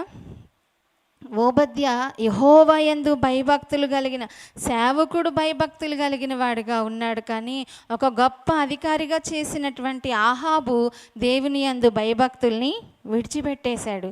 విడిచిపెట్టడానికి గల కారణం ఎవరయ్యా అంటే వివేకం లేని సుందరమైన స్త్రీయే. మన కుటుంబాలని కూడా మనము ఒక్కొక్కసారి వివేకం లేకపోవటం వలన అవివేకంతో మన ఇంటిని మనమే పాడు చేసుకుంటున్నామేమో, వాళ్ళ సలహాలు వీళ్ళ సలహాలు తీసుకొని. ఓబద్యా అయితే ఎవరి సలహా తీసుకోలా. ఈ యెజబెలు ఏంటయ్యా ఇట్లాగా నీ ప్రజలైన వారిని చంపేస్తుంది, కాబట్టి ఆయనకి చేయగలిగినంత చేతనైనంత సహాయము చేసి 100 మంది ప్రవక్తలను ఏం చేశాడంట? ఆయన గుహలో దాచి వారికి మంచి సదుపాయాలు కల్పిస్తూ ఉన్నాడు. అంటే ప్రాణత్యాగం చేశాడు, దాసుడే. చాలాసార్లు మన పాస్టర్ గారు కూడా మనకి గత కొన్ని వారాల నుంచి చెప్తూ ఉన్నారు కదా, నయమాను యొక్క పనివాన్ని బట్టి నయమాను ఏమవ్వాడు? మార్పు చెందాడు. అంటే మనకంటే తక్కువ వారు, జ్ఞానం లేని వారని, వాళ్ళకి చదువు లేదని, వాళ్ళకి అందం లేదని అనుకుంటాం. కానీ వాళ్ళకి గుణం ఉంది. ఈమెకి చదువు ఉంది, అందం ఉంది, ఆస్తి ఉంది, కానీ ఏమి లేదు, వివేకం లేదు. ఈ ఓబద్యాకైతే వివేకం ఉందంట. ఈ ఓబద్య దేవుని మార్గంలో నమ్మకంగా ఉన్నాడు. ఒకరోజు దేవుడు ఏలియా గారికి చెప్పాడు, ఇదిగో ఆహాబుతో నువ్వు మాట్లాడు అన్నప్పుడు ఆహాబుతో ఏలియా మాట్లాడటానికి వెళ్తా ఉన్న సమయంలో అప్పటికే రాజుగారును ఈ ఓబద్య ఏం చేస్తున్నారంటే, మరి మన ఊర్లో కరువు వస్తుందని చెప్పారు కదా, మరి మన నదులు ఎలా ఉన్నాయో, మన పంటలు ఎలాగున్నాయో చూద్దాం పదా అని చెప్పి ఆహాబు ఒకవైపు, ఓబద్య ఒకవైపు వెళ్తూ ఉంటే ఓబద్యాకి ఎదురయ్యారు పాస్టర్ గారు. ఆయన్ని సరిగ్గా చూడలేదు. ఏదో రాజుగారి ఇంటికి వచ్చినప్పుడు చూస్తూ ఉండేవారు తప్ప అంతగా ఓబద్య ఏలియా గారిని చూడాల. ఏలియాని చూడగానే ఈయన ఏలియా గారి లాగానే ఉన్నారే, ఆ బ్యాగ్ అలాగే ఉంది, ఆ నడక అలాగే ఉంది అని చెప్పి ఓబద్య ఏలియా గారిని కలుసుకొని అతనికి నమస్కారం చేసి, ఇక్కడ 18వ అధ్యాయము 7వ వచనంలో, నా ఏలినవాడైన ఏలియావు నీవే కదా అని అడగగా ఆయన నేనే అని చెప్పాను. నీవు నా ఏలినవాని దగ్గరికి పోయి ఏలియా ఇక్కడ ఉన్నాడని చెప్పు అని చెప్పి ఓబద్యాతో ఏలియా మాట్లాడారంట. అప్పుడు ఈ ఓబద్య అంటున్నాడు, ఎందుకు పాస్టర్ గారు మళ్ళా నన్ను చంపటానికి మీరు ప్రయత్నం చేస్తున్నారు? ఎందుకు అంటే ఏలియా గారు రన్నింగ్ రేస్లో మనకి ఎవరున్నారు, పిటి ఉషానా రన్నింగ్ రేస్ ప్లేయర్, ఆమె కదా, పరుగు చెంగున పరుగెత్తగలదు. అలాంటి ఒలింపిక్లో పెట్టినట్లయితే మన ప్రవక్త అయిన ఏలియా గారు ఎన్నిసార్లు, ఉసేన్ బోల్ట్ కూడా రన్నింగ్ రేస్లో ఫస్ట్ వస్తుంది. ఏలియా గారు ఇవాళ ఇక్కడ కనిపిస్తారు, రేపు ఎక్కడ కనిపిస్తాడో తెలీదు. అందుకని అలాగా ఒకసారి మోసపోయాడు ఈ ఓబద్య గారు. ఇప్పుడు ఏమని చెప్తున్నారు ఏలియా గారు, ఓబద్య నువ్వు వెళ్ళి నీ రాజుతో చెప్పు ఏలియా ఇక్కడ ఉన్నాడని అంటే, ఓబద్య నమస్కారం పెట్టి, ప్రవక్త గారు మీకు వందనాలు, నేను యెహోవా యందు భయభక్తులు కలిగి ఉన్నవాడనని మీకు తెలుసు. యెజెబెలు అందరినీ దేవుని ప్రజలను చంపిస్తుంటే నేను 100 మందికి సహాయం చేశాను. ఎట్లాగో నన్ను ఇలా బతకనివ్వండి ఏలియా గారు, నేను మాత్రం వెళ్ళను. ఎందుకంటే నువ్వు ఆజ్ఞ ఇచ్చిరా అని చెప్పేమో చెప్తావు, నేను రాజుగారికి చెప్పొచ్చేసరికి రాజేమో జనులు పంపించేసరికి నువ్వేమో ఈ ఊర్లో ఉండవు, నువ్వు ఎప్పుడు తుఫాన్లో ఏమంటారు సుడిగాలి వస్తుందో యేసయ్య ఆయన ఎటు ఎత్తుకుపోతారో తెలియదు అనమాట, అలా వెళ్ళిపోతావు నీవు. కాబట్టి నేను మళ్ళా నా రాజు నేను అబద్ధికుడినని నన్ను చంపేస్తాడు కాబట్టి నేను వెళ్ళను అంటే ఏలియా అంటారు, నేను ఇక్కడే ఉంటానని చెప్పినప్పుడు నిజంగానే ఏలియా ఎక్కడున్నారని చెప్పినప్పుడు ఆహాబు ఏలియాని కనుగొని ఏలియా దగ్గరికి వస్తారు. 16వ వచనంలో ఆ వర్తమానం తెలియజేయగా ఏలియాను కలుసుకుంటకే ఆహాబు బయలుదేరాడు. ఆహాబు ఏలియాను చూచి, ఇశ్రాయేల్ వారిని శ్రమ పెట్టేవాడు నీవేనా? చూడండి, అసలు ఇశ్రాయేలీలు కష్టాలు కలగటం ఎవరి వల్ల? తన భార్య వల్లే కదా. చాలా కుటుంబాల్లో కూడా అంతే. చాలా ఫ్యామిలీస్లో అత్తాకోడళ్ళ సమస్యలు చెప్పుకుంటే ఎలా ఉంటాయి, ఎన్ని చెప్పలేనన్ని సమస్యలు. తన భార్య తప్పు చేసిందన్న విషయం మర్చిపోయి ఆమె వల్ల ఇలా జరుగుతుందన్న గ్రహింపు లేనివాడైపోయి ఎవరి మీద తప్పు మోపుతున్నాడు?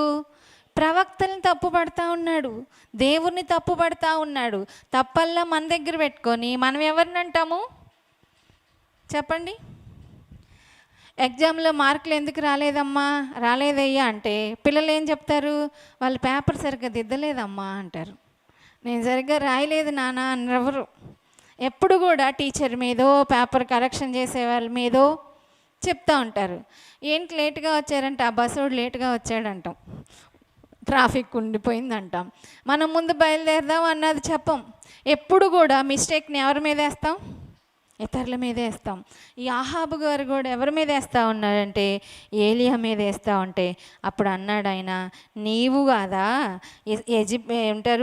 ఇశ్రాయేలీల మీద యెజెబెలు గారు చేస్తున్నటువంటి ఈ పాపాన్ని బట్టి కాదా ఇంత శాపము ఇశ్రాయేలీల మీదకి వచ్చింది అని చెప్పి ఏలియా గారు చెప్తే ఆహాబు ఏమాత్రం కూడా మాట వినల. అంతేకాకుండా యెజెబెల్ ఏం చేసిందంటే ఆమె ఇష్టం వచ్చినట్లుగా దేవుని ప్రవక్తల్ని చంపించేసింది. ఆ సమయంలో ఏలియా గారు ఒక్కలే రోషం కలిగిన వారే దేవుని యొక్క పనిలో నమ్మకంగా ఉండి 450 మంది బయలు ప్రవక్తల్ని హతము చేశాడు. ఇది అయిపోయిన తర్వాత 21వ అధ్యాయంలోకి వచ్చిన తర్వాత ఈరోజు మరి ఇక్కడొక పాపాన్ని చేయించింది తన భర్త చేత ఈ యెజబేలు మనకి ఎలా ఉంది ఈరోజు? యెజబేలు వివేకం లేని సుందరమైన స్త్రీగా ఉంది. మనము అందం ఉండొచ్చు, చదువు ఉండొచ్చు, ఆస్తి ఉండొచ్చు, పదవులు ఉండొచ్చు, కానీ నీ ఇంటిని కట్టుకునేటువంటి వివేకం కావాలి, నీ ఆత్మీయ జీవితాన్ని కట్టుకునేటువంటి వివేకం కావాలి, నీ సంఘాన్ని కట్టేటువంటి వివేకము మనకి కావాలి. ఇన్ని రకాల వివేకంతో మనము బ్రతకాలంట. మన నోట్లో నాలుక వివేకం కలిగి బ్రతుకుతుంది. ఎన్ని పళ్ళు ఉన్నాయి మనకి? 32 పళ్ళ మధ్య వివేకంగా లేకపోతే ఎన్ని రకాల మాంసాలని నవలిపడేస్తాం మనం. ఇది ఎంత జ్ఞానంతో బ్రతుకుతుందో విశ్వాసులమైన మనం కూడా వివేకం కలిగి ఈ లోకంలో మరి ఆ దినాల్లో అహాబు లోబడకపోయినా ఓబద్య లోబడే జీవించాడు కదా. అలా అయిపోయిన తర్వాత అక్కడి నుంచి వచ్చిన తర్వాత ఒకరోజు అహాబు మొహం మార్చుకొని ఉన్నాడంట. తన భర్త మొహం మార్చుకున్నప్పుడు భార్య హెల్ప్ చేయాలి, కానీ ఈ అహాబు భార్య లాంటి హెల్ప్ ఎవరు కూడా చేయకూడదు కూడా. ఎందుకంటే ఆమె చేసినటువంటి ఒక చిన్న తప్పు తన జీవితం అంతా కూడా, తన కుటుంబీకులందరికీ కూడా గొప్ప శాపాన్ని తీసుకొచ్చింది. అహాబుకి యెజ్రెయేలు ప్రాంతంలో షోమ్రోనులో ఈయన రాజుగా ఉన్నాడు. ఆ యెజ్రెయేలుని ఆనుకొని నాబోతు అనేటువంటి ఒక చిన్న వ్యవసాయదారుడికి ఒక చిన్న తోట ఉందంట. అన్నీ ఉంటాయి, కానీ నీకు ఏదో ఇతరులో ఉన్నది నాకు కావాలనేటువంటి అవివేకమే మన జీవితాలని పాడు చేస్తూ ఉంటుంది. దేవుడు మనకి ఏమి ఇచ్చాడో దానిలోనే మనం ఏం చేయాలి? తృప్తి పడాలి, అంతే. దేవుడు ఇచ్చిందే తృప్తి. దేవుడు నిన్ను ప్రేమించే నీకు ముందే సిద్ధం చేసి ఇచ్చారు. ఆ భార్యనైనా, భర్తనైనా, బిడ్డలనైనా నీ ఇష్టానుసారంగా, నా ఇష్టానుసారంగా అయితే ఇవ్వడు. అర్థమవుతుందా? కాబట్టి దాన్ని మనం ఏం చేయాలి? స్వీకరించుకోవాలి. అహాబు రాజుగారు రాజ్యమంతా ఆయనదే, అన్నీ వదిలేసేసి ఈ పక్కనున్న చిన్న జాగా ఆయనకి కావాల్సి వచ్చిందంట. అంటే దురాశ ఒక మనిషిని ఏం చేసిద్దంటే ఎన్ని రూపాలుగానైనా మార్చగలదు. చెప్పాను కదా చాలాసార్లు మీకు. దురాశతో వాళ్ళు ఏం చేశారు, ఒక 20,000 రూపాయలకి గేదెను కొందామని ఒక ఆయన వెళ్తే ఆ పొద్దుగూకేసరికి ఎక్కడికి వెళ్ళాలో అర్థం కాక ఆయన ప్రార్థనాపరుడు, ఎక్కడో దేవుని వాక్యం సిలువలేసిన ఇల్లు కనపడితే వీళ్ళు ప్రార్థనలే కదా, వాళ్ళ ఇంట్లో పడుకుంటే వాళ్ళకి చెప్పాడంట నిజం. ఇదిగో మాది పలానా ఊరు, మేము ఇట్లా వచ్చాము, అయితే పొద్దుగుపోయింది, ఆవును కొందామని వచ్చాం కానీ అవ్వట్లేదు, 20,000 తీసుకొచ్చాము, మీ దగ్గర దాయండి, నేను బయట పడుకుంటానంటే ఆ భార్యాభర్తలు దేవుని బిడ్డలే కాబట్టి ముందు ఏం చేశారు? ఆశ్రయం ఇచ్చారు. ఆశ్రయం ఇచ్చిన తర్వాత ఇంకా ఆయన తినేసి పడుకున్నారు, వీళ్ళు పడుకున్నారు. డబ్బు, దురాశ నిద్రపోనివ్వదు మనుషుల్ని. ఎందుకు అంటే అది అంతే. అందుకనే ఆశ ఉండాలి తప్ప దురాశ ఉండకూడదు, వివేకం ఉండాలి తప్ప అవివేకం ఉండకూడదు. ఇవి మనిషిని యొక్క జీవితాలని పాడు చేస్తాయి. అప్పుడు ఏం చేశారంటే ఆ రాత్రి ప్లాన్ వేశారంట మొగుడు పెళ్ళాం. ఆ రోజుల్లో 20,000 చాలా విలువైనవంట. 20,000 మనం ఏం చేద్దాం, ఆడెవడో తెలీదు, ఊరు పేరు తెలీదు, వీళ్ళ ఇంటి మీద ఏం పేర్లు ఉన్నాయి? దేవుని పేర్లే ఉన్నాయి. చూడండి, దేవుని బిడ్డలే ఇలాంటి పనులు చేస్తే ఇంకా లోకస్తులకి మనం ఏం మాదిరిగా ఉండగలం? ఏం చేశారంటే ఆ 20,000 కోసము ఆ బయట పడుకున్న ఆయన్ని దెబ్బతో ఒకటి కొట్టి చంపేసి వాళ్ళ ఇంట్లోకి తీసుకొచ్చి ఆ మట్టిల్లు అంట వాళ్ళది, ఆ మట్టిల్లు కాబట్టి గబగబా తవ్వేసి ఆ ఇంట్లోనే ఏం చేశారంట ఆ వ్యక్తిని పూడ్చిపెట్టేశారు. పూడ్చేసి ఏమి జరిగినట్టుగా పడుకున్నారు. హాయిగా నిద్రపోయేసరికి తెల్లారేసరికి డోర్ కొడతా ఉన్నారంట, ఓపెన్ ద డోర్ అని. అప్పుడు వాళ్ళు డోర్ ఓపెన్ చేశారంట. డోర్ ఓపెన్ చేసి ఎవరబ్బా రాత్రి అంతా సరిగ్గా నిద్రపట్టలే, ఇప్పుడే నిద్రపట్టింది, ఎవడు లేపాడా అని చెప్పి వాళ్ళు తలుపు తీశారంట. తలుపు తీసేసరికి వాళ్ళ ఎదురుగా రాత్రి 20,000 ఇచ్చినటువంటి ఆయనే ఉన్నాడు, ఆ వ్యక్తే ఉన్నాడు. బాబోయ్, ఏంటి మనము ఆల్రెడీ ఆ ఒక ఆయన్ని ఏం చేశారు, వాళ్ళు చంపేసి వాళ్ళ ఇంట్లోనే భూమిలో పాతి పెట్టేశారు. ఇప్పుడు ఎదురుగా కనపడితే ఏంటి నిద్ర కళ్ళ మీద ఏమన్నా చేసావా, ఏమైంది, కళ నిజమా అనుకుని వాళ్ళు 4 ఇచ్చుకుంటే, నిజమే నా 20,000 ఇవ్వండి, నేను ఇంకా ఆవుల్ని ఎత్తుక్కుంటాకి వెళ్తాను చూస్తానని చెప్పి ఆయన అంటే, ఏం జరిగింది ఏంటి అని చెప్పి ఆ 20,000 ఇచ్చేసిన తర్వాత వాళ్ళు గబగబా గొయ్యి తీసి చేస్తే కదా అక్కడ ఎవరున్నారంటే వాళ్ళ అబ్బాయే, వాళ్ళ కొడుకే, సొంత కొడుకే. ఏమైందిరా అంటే మరి ఆ రాత్రి ఇంట్లో మొగుడు పిల్లలకి గొడవ అయితే ఇక ఆ పిల్లోడు ఏం చేశాడంట, వాళ్ళ అమ్మ వాళ్ళ ఇంటికి వచ్చాడంట. వాళ్ళ అమ్మ వాళ్ళ ఇంటికి వచ్చేసరికి ఈయన మంచం మీద పడుకొని ఉన్న ఈ అతిథి ఏం చేశాడంటే ఆయన లేపేసరికి, బాబు నువ్వు ఇక్కడ పడుకోలే, నేను బయట పడుకుంటా చల్లగా ఉందని చెప్పి ఈయన ఏం చేశాడంటే వాకిట్లో ఎదురుగా ఉన్న చెట్టు దగ్గర పడుకున్నాడంట. ఈ మంచం మీద రాత్రి ఈయన పడుకొని ఉన్నాడు కదా, ఈయనే ఆ వ్యక్తి అనుకొని వాళ్ళు ఏం చేశారంటే వాళ్ళ కన్న బిడ్డనే హతమార్చుకున్నారు. దురాశ మనుషుల్ని ఇలా చేసిద్ది. ఈ ఆహాబు కూడా ఆయనకున్నదంతా వదిలేసేసుకుని ఆ నాబోతు గారి ద్రాక్ష తోట కోసం మొహం మార్చుకొని రాజరికం పనులు చేయకోకుండా, రాజ్యం ఏలకోకుండా, రాజ్యంలో ఉన్న బాధలు పట్టించుకోకుండా దొక్కమొహం వేసుకొని ఉంటే వీర వనిత అని చెప్పి పెద్ద బిరుదు సంపాదించుకునే స్త్రీలాగా ఏం ప్రయత్నాలు చేసి నాబోతు యొక్క ద్రాక్ష తోట రేపటికల్లా నీ చేతిలో పెట్టపోతే నా పేరు మార్చుకుంటా, నేను యెజబెల్నే కాదు. పల్లెటూరులో భర్తల్ని కోపం చేపించి పోట్లాడి కొట్టించి స్టేషన్ల దాకా తీసుకెళ్లే స్త్రీలు అందరూ చూస్తూ వచ్చాం మేము కూడా. చిన్న గొడవకే, కోళ్ళ కోసం, కుక్కల కోసం, నీళ్ళ కోసం, చిన్న స్థలాలు అంటారు ఒక్క అడుగు కోసము ఏమవుతా ఉన్నాయంటే కుటుంబాలు, స్త్రీలు, నువ్వు చేతగానివాడుగా కనపడుతున్నావా దాని కంటికి, నువ్వు మగోడువని చూపించని చెప్పి రెచ్చగొట్టి పంపించి ఎంతోమంది కుటుంబాలకి కాకోకుండా చేసేటువంటి స్త్రీలు ఎందరో ఉన్నారు. వారందరూ కూడా వివేకం లేని వాళ్ళే. మనం కూడా దేవుని సన్నిధికి వస్తూ వాక్యాలు వింటున్న మనము వివేకం కలిగిన స్త్రీల వలె దేవుని సన్నిధిలో అనేక మందిని ఏం చేయాలంట, తీసుకొచ్చేవారిగా ఉండాలి. ఈ యెజబెల్ ఏం చేసిందంటే నాబోతు యొక్క ద్రాక్ష తోటని దొంగ తాకితీలు పుట్టించి, దొంగ పనికి మాలినటువంటి ఏమంటారు తీసుకొని సాక్షుల్ని ఏర్పాటు చేసుకొని వాళ్ళతోటి చేపించి మరి అనవసరంగా ఏమని పుట్టించింది తెలుసా, ఉపవాస దినాన్ని ప్రకటించేసి అక్కడ అందరూ ఉపవాసం ఉండాలని నాబోతుకు తప్ప మిగతా వాళ్ళందరికీ తెలిసేలాగా చేపించింది. అయితే అందరూ బాగానే చేస్తే నాబోతుకు తెలియక ఆయన మామూలుగానే ఉన్నాడు.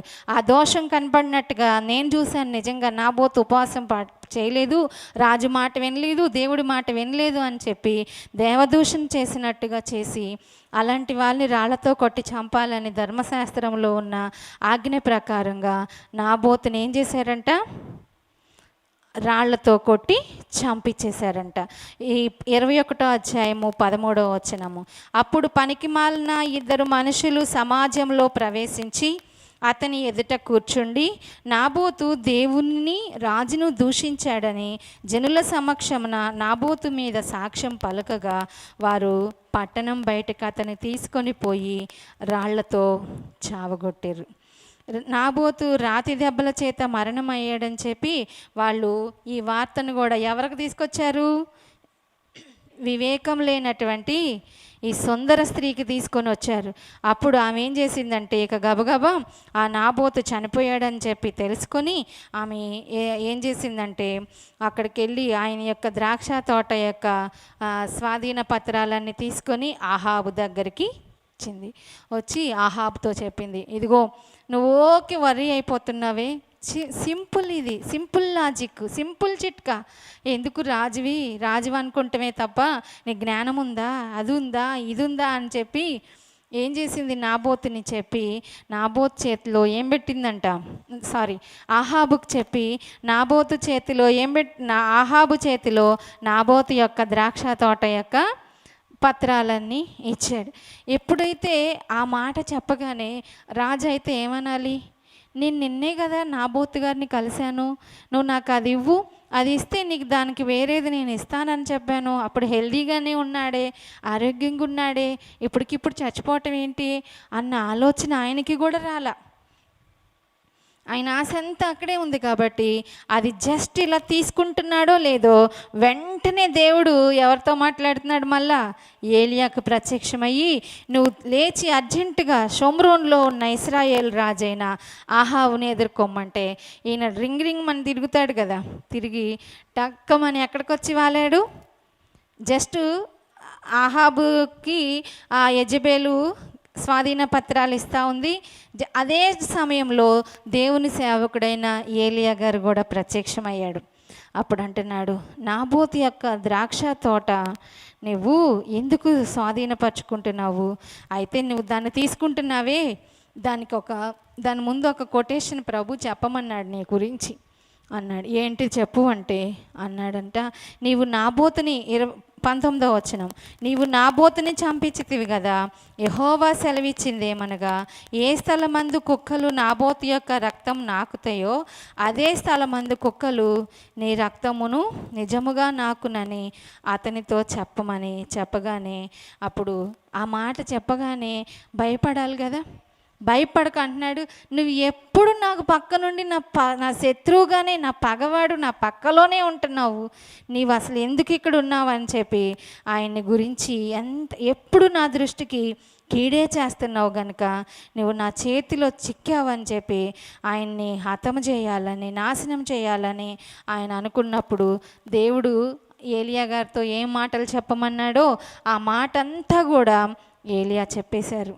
నీవు ఇలా చేయటం వలన నీ సంతతి వారిని దేవుడు ఏం చేస్తాడంట, నాశనం చేస్తాడంట, పురుషులు ఉండరంట, నిర్మూలం అవుతారంట అని చెప్పగానే అప్పుడు కానీ యెజెబెలు గురించి యెహోవా చెప్పినటువంటి యెజెబెలు గురించి కూడా చెప్పారు. యెజెబెలు నువ్వు ఈ పనులు చేసావు కదా, యెజ్రెయేలు ప్రాకారం వద్ద నిన్ను కూడా కుక్కలు తింటాయని చెప్పాడంట. ఆ పట్టణమునకు అప్పుడు ఆహాబు భయపడిపోయి ఏం చేశాడంటే దేవుని యొక్క సన్నిధిలో అక్కడ ఆహాబు గురించి అంటారు, తన భార్య అయిన యెజెబెలు ప్రేరేపణ చేత యెహోవా దృష్టికి కీడు చేయుటకి తన్ను తాను అమ్ముకున్నటువంటి ఆహాబు వంటి వాడు ఎవ్వడూ లేడు. ఆహాబుని దేవుడు ఎంతో ప్రేమించి రాజుగా చేశాడు. కానీ తన వివేకం లేని భార్య చెప్పిన మాటలు విని ఏం చేశాడు, ఆయన దేవుడినే అమ్మేసుకున్నాడు. అందువలన దేవుడు ఆహాబుతో మాట్లాడినప్పుడు ఆహాబుకి ఎక్కడో కొంచెం దేవుడు భయం ఉండి దేవుని సన్నిధిలో ప్రార్థన చేశాడంట. అప్పుడు మళ్ళా దేవుడు ఎంత జాలి కలిగిన వాడో, మనం ఎంత చెడ్డవారమైనప్పటికీ కూడా యేసయ్య మనల్ని ప్రేమిస్తూనే ఉన్నాడు. ఆహాబు దేవుడి సన్నిధికి వెళ్ళి ప్రార్థన చేస్తా ఉన్నప్పుడు మళ్ళా దేవుడు ఏలియాని పిలిచి అంటున్నాడు, ఇదిగో ఏలియా చూడు, ఆహాబు పాపం ఎంతగా తగ్గించుకొని ప్రార్థిస్తున్నాడో, కాబట్టి ఏలియా ఆహాబుని మనం క్షమిద్దామని చెప్పి 29వ వచనంలో, ఆహాబు నాకు భయపడి ప్రవర్తిస్తుట చూస్తున్నావా? నిజంగా దేవుడు ప్రతి వ్యక్తిని ఎంత దుర్మార్గులనైనా క్షమించి ప్రేమించే దేవుడు. ఈ ప్రవక్తతోనేమో రోషంగా చెప్పమని పంపించి ఇప్పుడేమంటున్నాడు, ఏలియా చూసావా, అహాబ్ మారిపోయాడు చూసావా, వినయముగా ప్రవర్తిస్తున్నాడు కదా, కాబట్టి ఆయన చూడకూడదు, ఈ పాపం ఆయన చూడొద్దు, ఈ శాపం ఆయన చూడొద్దు, ఆయన తర్వాత కాలంలో ఆయన కుమారుల మీదకి ఆ శాపాన్ని నేను ఇస్తాను అని చెప్పి దేవుడు ఆ ఏలియాతో మాట ఇచ్చాడు. అదే రీతిగా మరి ఆ ప్రవక్త అయిన ఏలియా ఏ విధంగా చెప్పారో, మరి యెహోషాపాతుతో యుద్ధానికి వెళ్ళి మరి రాజు వస్త్రాలు వేసుకోకుండా మారువేషంతో వెళ్ళి ఒకడు గురి చూడకోకుండానే బాణం వేస్తే ఆ బాణం వచ్చి ఆహాబుకు తగిలింది. అందరూనేమో యుద్ధంలో ఉన్నారు, ఆహాబు చనిపోయిన ఆయన్ని షోమ్రోన్లో తీసుకెళ్ళి పాతి పెట్టేసి వచ్చేసి ఆ గుర్రము యొక్క రథాలన్నీ కడుగుతూ ఉంటే ఆయనకి బల్లెం పొడుచుకుంది కదా, బ్లడ్ అంతా కారిపోతూ ఉంది. మరి ఎక్కడైతే నాబోతు చంపించబడ్డాడో అదే కొలంలో మరి ఆ రథాన్ని వచ్చి శుభ్రం చేస్తూ ఉన్నప్పుడు ఎగ్జాక్ట్గా కుక్కలు వచ్చి ఆ బ్లడ్ని నాకుతూ ఉన్నాయి. అప్పుడు వాళ్ళు చూసి అంటారు, ఇదిగో దేవుడు. ఇక్కడ చూడండి 22వ అధ్యాయంలో చూసినట్లయితే, సూర్యాస్తమయమున దండువారు తమ తమ పట్టణమునకు దేశములకు వెళ్ళిపోవచ్చు ప్రచురమాయను. ఆ ప్రకారము రాజు మరణమై షోమ్రోను కొనబడి షోమ్రోనులో పాతి పెట్టబడెను. వేసెలు స్నానం చేయుచుండగా ఒకడు ఆ రథమును షోమ్రోను కొలంలో కడిగినప్పుడు యెహోవా సెలవిచ్చిన మాట చొప్పున కుక్కలు వచ్చి అతని రక్తమును నాకెను. ఈ విధంగా ఆహాబు చనిపోయాడు. ఆహాబు చనిపోయిన తర్వాత 11 సంవత్సరాలకి, ఆహాబు చనిపోయిన తర్వాత 11 సంవత్సరాల తర్వాత ఏం జరిగిందంటే, ఇశ్రాయేలీలకు రాజు అయినటువంటి యేహూ అనే ఒక ఆయన రాజు అయ్యాడు. ఆయన చక్కగా దేవుని అన్నిట్లో కూడా నమ్మకంగా ఉన్నాడనమాట. అలాంటి ఆయన ఏం చేశాడంటే, ఒకసారి ఆహాబు యొక్క 40 మంది కుమారులను, 40 మంది కుమారులు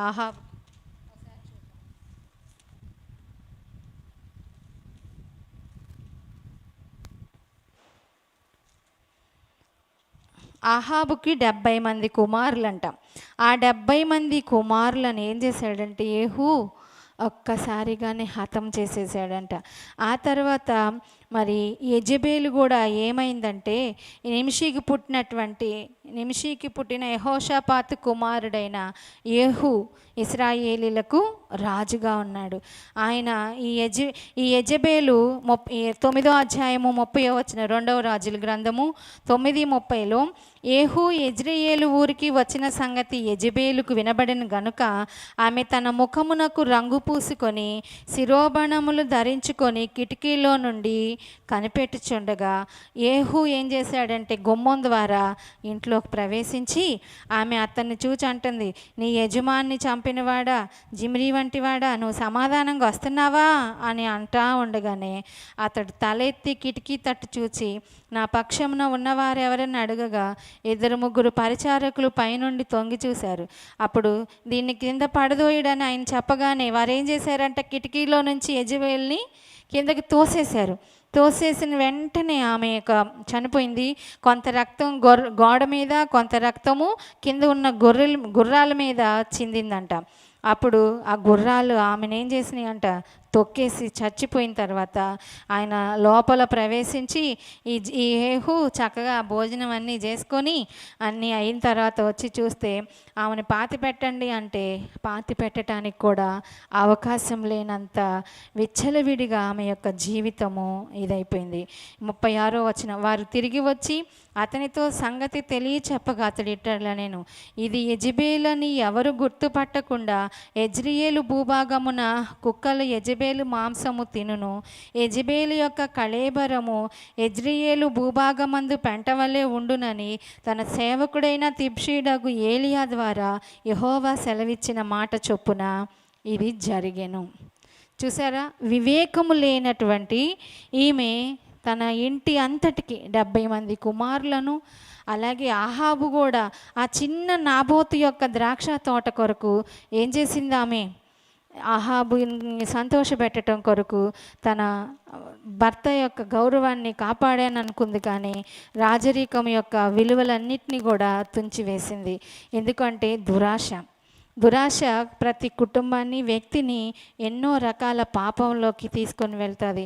అందుకే ప్రకటన గ్రంథంలో కూడా దేవుడు చెప్తూ ఉన్నాడు కదా, తూతైరా పట్టణంలో ఉన్న సంఘాన్ని గురించి ఏమంటున్నారంటే, యెజెబేలు లాంటి స్త్రీని మీరు ఉండనిస్తూ ఉన్నారు. యెజెబేలు ఏంటిదంటే వివేకం లేని, జారత్వం జరిగించే, విగ్రహారాధన జరిగించే స్వభావము కలిగినటువంటి యెజెబేలు లాంటి స్వభావము మనలో ఉండకూడదని దేవుని వాక్యము మనకి సెలవిస్తూ ఉంది. వివేకం లేకపోతే మనం ఏమి నష్టపోతాము? అందం ఉండొచ్చు, అధికారం ఉండొచ్చు, ఆస్తి ఉండొచ్చు, పేరు ఉండొచ్చు, ప్రఖ్యాతులు ఉండొచ్చు, కానీ ఉండవలసింది ఏంటిది? ఈ యెజెబేలు వివేకము లేనటువంటి స్త్రీ కాబట్టి తన భర్తని ఏం చేసిందంటే దేవుణ్ణే అమ్మేసుకునేటువంటి ఒక గొప్ప ఏమంటారు, ఆహాబు వంటి వారు ఎవరు కూడా లేరు. ఎందుకంటే దైవనీతిని చిన్న చిన్న వాటికి అమ్మేసుకునేటువంటి దినాల్లో మనం ఉంటూ ఉన్నాము. కాబట్టి ఈ వాక్యం వింటున్న దేవుని బిడ్డలారా, మన కుటుంబాన్ని కట్టుకోవటానికైనా, మన ఇంటిని కట్టుకోవటానికైనా మనకు కావాల్సింది ఏంటిదంటే వివేకం.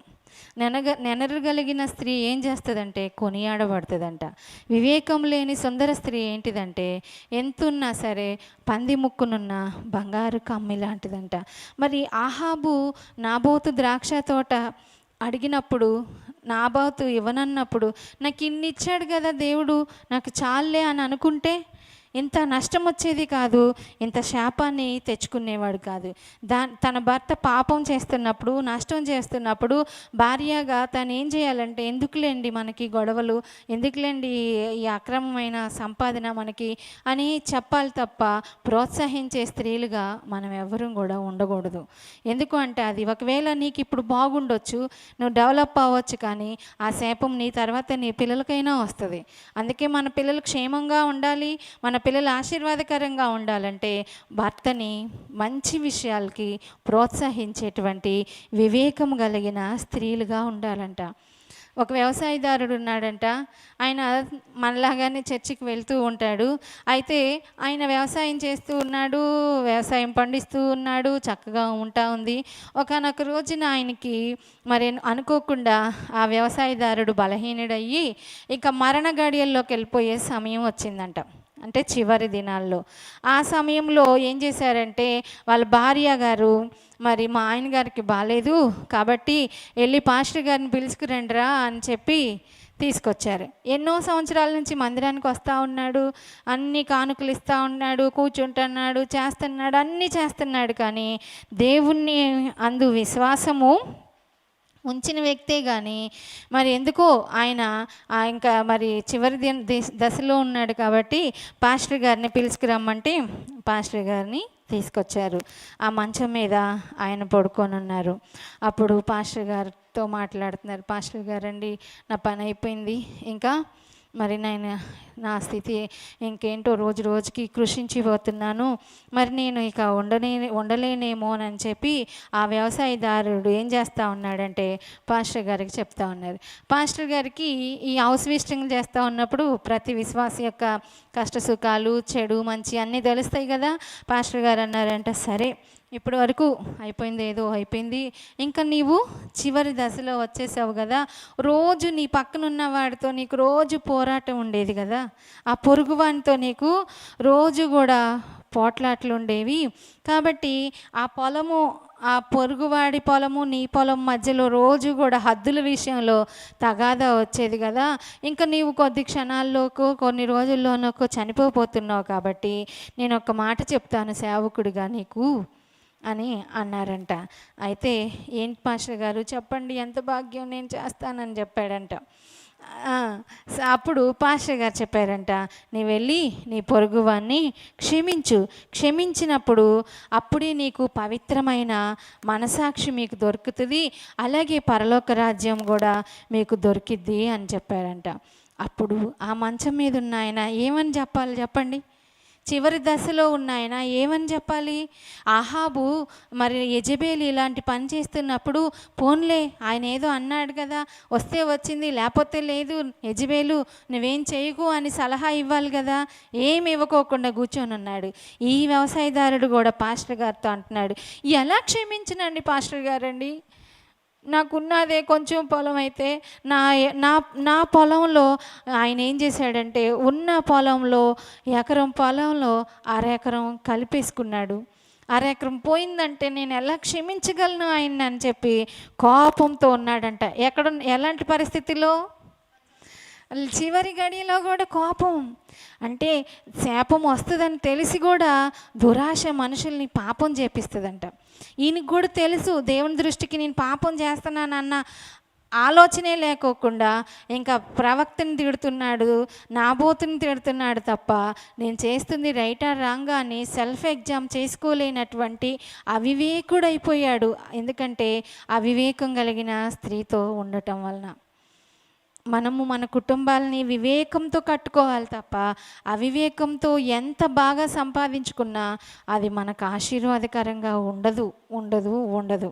కాబట్టి ఈయన ఏం చేశాడంటే ఈ వ్యవసాయదారుడు ఎలా క్షమించమంటారు పాస్టర్ గారండి, అరెకరం పొలం కట్టేసుకున్నాడు నా పొలాన్ని అని చెప్పి అంటే పాస్టర్ గారు చెప్పారంట, ఇదిగో నిజమే, నీ అరెకరం పొలం అయినా తీసుకున్న మాట నిజమే, అయితే నీవు క్షమిస్తే ఇక్కడ ఒకవేళ నీ పొరుగువాడు నీ ఎకరంలో అరెకర పొలం తీసుకున్నాడు కాబట్టి నీవు క్షమిస్తే నువ్వు ఇప్పుడు కొన్ని రోజుల్లో మరణించిపోతున్నావు కదా, ఆ క్షమాపణ ఫలితంలో దేవుడు నీకు పరలోకంలో 1000 ఎకరాలు ఇస్తాడయ్యా. నువ్వేం చేయమంటున్నాడు సేవకుడు? క్షమించమన్నాడు. క్షమించమనగానే ఆ మాట ఈయనకి చాలా సంతోషం వచ్చిందంట. చాలా సంతోషం వచ్చి అప్పుడు ఒకవేళ మీరు క్షమించలేదా ఎక్కడికి వెళ్ళిపోతారు? నరకానికి వెళ్తారు. క్షమించారా పరలోకానికి వెళ్తారు, ప్లస్ 1000 ఎకరాలు పొందుకుంటారు. ఈ మాట మీకు కూడా ఎలా ఉంది వింటున్నా మీకు చెప్పండి. బాగానే ఉంది కదా? ఆయనకి కూడా బాగానే ఉంది. పాస్టర్ గారు కూడా చక్కగా వివరించారు. అయితే పాస్టర్ గారు చెప్పిన తర్వాత అప్పుడు ఇంకా చివరి దశలో ఇంకా ఆయన దగ్గు అన్నీ ఎక్కువైపోతూ తన కుమారుడిని పిలిచాడంట. పిలిచి తన కుమారుడు చెవిలో చెప్తున్నాడంట, నా కుమారుడా, నా పొరుగువాన్ని నేను క్షమిస్తున్నాను. ఎందుకు అంటే ఇప్పుడు నేను చచ్చిపోతే పరలోకంలో నాకేమొస్తుంది? 1000 ఎకరాలు వచ్చింది. ఒకవేళ నేను క్షమించలేదనుకో నేను నరకానికి వెళ్ళిపోతాను. కాబట్టి నేను ఆయన్ని క్షమిస్తున్నాను, కానీ నువ్వు మాత్రం క్షమించమాకురా. ఏమంటున్నాడంట తన కుమారుడితో? నువ్వు మాత్రము క్షమించమాక. నువ్వు బలవంతుడివి, నీకు చాలా తెలివి ఉంది కాబట్టి అప్పుడు నువ్వు అలా చెయ్యి అని చెప్పి తన కుమారుడి చెవులోనేమో అది చెప్పి మళ్ళీ పాస్టర్ గారిని పిలిచి అంటున్నారు, పాస్టర్ గారు నేను నా పొరుగువాన్ని క్షమించేశానండి, పరలోకంలో నాకు 1000 ఎకరాలు కరెక్టేనా? చచ్చిపోతూ కూడా క్షమాపణ కోరుకోకుండా, మరి ఏమంటారు, ఆ దురాశను తీసేసుకోకుండా, కోపం మానిపించుకోకుండా, ఇది కూడా ఒక ఏమంటారు దురాశతో ప్లాన్ వేస్తున్నాడు. పాస్టర్ గారికి చెప్పిన మాటకేమో 1000 ఎకరాలు అక్కడ కావాలని ఉంది. మరి ఈ 1/2 ఎకరం నన్ను తీసేశాడు కాబట్టి కుమారుడా నువ్వు మాత్రం వాడిని ఏం చేయొద్దు, క్షమించొద్దు. నా ఆహాబు యెజబేలు కూడా చేసింది అదే. వాళ్ళు ఏదో మా ఆయన సంతోషంగా ఉంటాడు కదా అని చెప్పి పొలం తెచ్చింది తప్ప 70 మంది కుమారులకు, అలాగే ఆహాబు సంతతి అంతటికి కూడా ఎవరు పాతి పెట్టలేనంత అసహ్యమైనటువంటి మరణాలు వారు మరణించటానికి గల కారణం ఏంటదే అంటే ఈ వివేకం లేని సుందర స్త్రీ యొక్క ప్రవర్తనే. ఇలాగా ఎన్నో కుటుంబాలు వివేకం లేకపోవటం వలన ఎన్నో కుటుంబాలు విచ్ఛిన్నమైపోతున్న వారిని మనము ఈ సమాజంలో ఇప్పుడు ఎక్కువగా చూస్తూ ఉన్నాం. ఈ వాక్యం వింటున్న దేవుని బిడ్డలారా, మనము దేవుని యందు ఇంత భక్తి కలిగి ఉన్నా సరే ఈ వ్యవసాయదారుడి వలె పరలోకంలో 1000 ఎకరాల కోసం పాస్టర్ గారి ముందేమో క్షమించానని మనసులోనేమో క్షమాపణ లేని వారిగా ఉండొద్దు. క్షమించబడదాం, దేవుని యొక్క ఆశీర్వాదాలని పొందుకుందాం. ఈ ఆహాబు క్షమాపణ కోరుకున్నాడు, కానీ శిక్ష మాత్రం తప్పలేదు. కాబట్టి ఆ శిక్ష తప్పించుకుంటానికి మనము సాధ్యమైనంత వరకు జ్ఞానంతో వివేకంతో మన కుటుంబాన్ని కట్టుకుందాం, ఆత్మీయ జీవితాన్ని కడదాం, దేవుని రాజ్యాన్ని కడదాం. దేవుడు ఈ మాటల్ని మన హృదయంలోనికి దీవించునుగాక. ప్రార్థించుకుందాం. యెజబేలు లాంటి మనిషిని మీ మధ్యలో ఉండనిస్తున్నారా? తూతైరా పట్టణంలో ఉన్న సంఘాన్ని గురించి మరి యోహాను భక్తుడు చెప్తా ఉన్నారు. అంటే యెజబేలు స్వభావము ఎంత భయంకరమైనదో. పేరుకైతే అర్థాలు బాగున్నాయి, కానీ ప్రవర్తన శైలి అయితే ఏమాత్రం కూడా రాజ్యానికి క్షేమం తేలేదు, కుటుంబానికి క్షేమం తెచ్చుకోలేదు, ఆమె కూడా ఏమాత్రం క్షేమం దొరకలేదు. ఈ వ్యవసాయదారుడు కూడా అంతే. 1 అరెకర పొలము ఆయన ఆక్రమించాడని చెప్పి చనిపోయే దినాల్లో కూడా కోపం, ద్వేషం, పగతో ఉండి ఏం సాధించారు? దైవజనుని యొక్క శ్రమ వ్యర్థమైందే. ప్రవక్త అయిన ఏలియా గారి యొక్క ప్రవచనాలు వారు లక్ష్య పెట్టలేదు, అవి ఏం జరుగుతాయిలే అనుకున్నారు. కానీ దేవుడు చెప్పిన మాట సత్యం. కాబట్టి నీ కుటుంబానికి నీవు మేలు తెచ్చే స్త్రీగా ఉన్నావా, కీడు తెచ్చే స్త్రీగా ఉన్నావా? ఎప్పుడు ప్లస్లే తీసుకోవద్దు. మైనస్లు ఉన్న వారు ఎందుకు అలా వారి కుటుంబాలు అయిపోతున్నాయో గ్రహించుకోవాలి. ఈ వాక్యాలు విని మనము సెల్ఫ్ ఎగ్జామ్ పెట్టుకోవాలి. నేను కూడా యెజబేలు వలె ఎక్కడైనా దేవునికి ఇష్టమైన పనిలో ఒక ప్రోత్సాహకారిగా ఉన్నానేమో, అందుకే నా కుటుంబం ఆశీర్వదించబడట్లేదు, నేను ఆశీర్వదించబడట్లేదు అని మనం పరిశీలన చేసుకుందాం. మమ్మల్ని మిక్కిలిగా ప్రేమించుచున్న మా ప్రియ పరలోకపు తండ్రి, రాత్రికాలమందు యెజెబేలు గురించి మేము విన్నాం. యెజెబేలు ఆహాబు ఇంటిలో పనివాడైన ఓబద్య నీయందు ఎంతో భక్తి కలిగిన వాడుగా ఉన్నాడు. కానీ నీవంత గొప్ప స్థానాల్లో ఉంచి వారిని ఒక ఇశ్రాయేలీలకు రాజుగా నియమించిన విషయాన్ని మర్చిపోయి, ఏ దేవుడైతే వారిని రాజుగా అభిషేకించారో ఆ దేవుణ్ణి దుఃఖపెట్టారు, ఆయాసపరిచారు. అయినా సరే మీరు ఆహాబుని ప్రేమించి అతని కాలంలో నెమ్మదినిచ్చి ఆ శాపము వారి బిడ్డల వడిలో పడిందయ్యా. కాబట్టి మేము సాధ్యమైనంత వరకు మా బిడ్డలకు ఆశీర్వాదాన్ని ఇచ్చేటువంటి పితరుల వల్లే తల్లిదండ్రులుగా మమ్మలను చేయమని వేడుకుంటూ ఉన్నాం. మా యొక్క అతిక్రమాలు మా బిడ్డల వల్ల వేయొద్దు, వారిని క్షమించమని మీ సన్నిధిలో వేడుకుంటూ ఉన్నాం. వివేకము కలిగి నిన్ను వెదకటం మాకు నేర్పించండి, వివేకము కలిగి జీవించటం మాకు నేర్పించండి అని ఈ వాక్యాన్ని విన్న ప్రతి ఒక్కరిలో ఆత్మీయ మార్పును తీసుకొచ్చి, కుటుంబాల్లో మార్పును తీసుకొచ్చి, వివేకముతో జ్ఞానవంతురాలు తన ఇల్లును కట్టుకుంటుంది అన్న వాక్యాన్ని మా హృదయాల్లో దాచుకొని మా ఇంటిని, ఆత్మీయ సంఘాన్ని, మీ రాజ్యాన్ని కట్టే విషయంలో స్త్రీలుగా ఉన్న మా పాత్ర ఎంతో విలువైనది. కాబట్టి మేము సాధ్యమైనంత వరకు మమ్మల్ని మేము నీలో కట్టుకుంటూ వివేకము కలిగి నడుచుకునే భాగ్యం నాకు మాకు అందరికీ దయచేయమని యేసయ్య నామమున అడిగి వేడుకుంటూ ఉన్నాము తండ్రి, ఆమెన్. అందరికీ వందనాలు. God bless you. అలాగే వచ్చే వారము 4, 5, 6 అధ్యాయాలు జకర్యా గ్రంథం చదువుకురండి. మనందరం కలిసి దేవుని సన్నిధిలో దేవుని ఆరాధిద్దాం. ఇలాగా ఇంకా అనేక మంది స్త్రీలను మీ ముందుకు తీసుకొని వస్తాను. మీరు కూడా ఆసక్తితో వినండి, వివేకము కలిగి కుటుంబాన్ని కట్టుకోండి. ఈ భయంకరమైన దినాల్లో మనలను మనం కాపాడుకోవటానికి కావాల్సింది వివేకము. అది దేవుని దగ్గరే మనకి దొరికిద్ది. కాబట్టి వాక్యాన్ని చదువుకుంటూ ప్రార్థించుకుంటూ ఇలాంటి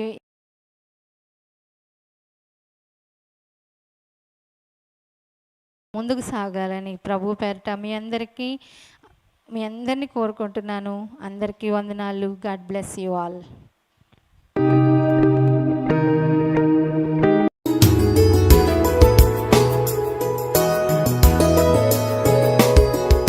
స్తుతియో మహిమ ఘనత నీకే యుగ యుగముల వరకు. ఎంతో నమ్మదగిన దేవా, ఎంతో నమ్మదగిన దేవా. స్తుతియో మహిమ ఘనత నీకే యుగ యుగముల వరకు.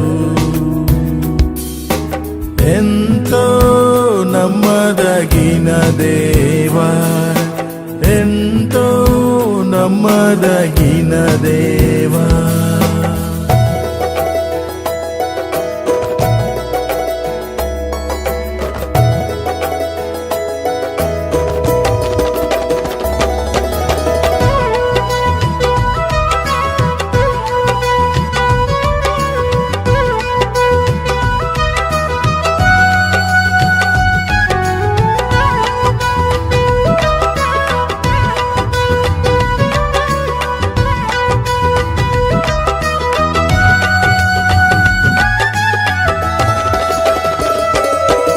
మా దేవుడవై మాకీర్చితివి ఎంతో గొప్ప శుభదినము.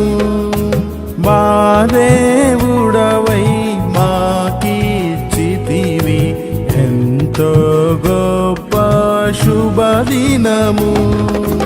మేమందరము ఉత్సాహించి సంతోషించెదము. మేమందరము ఉత్సాహించి సంతోషించెదము.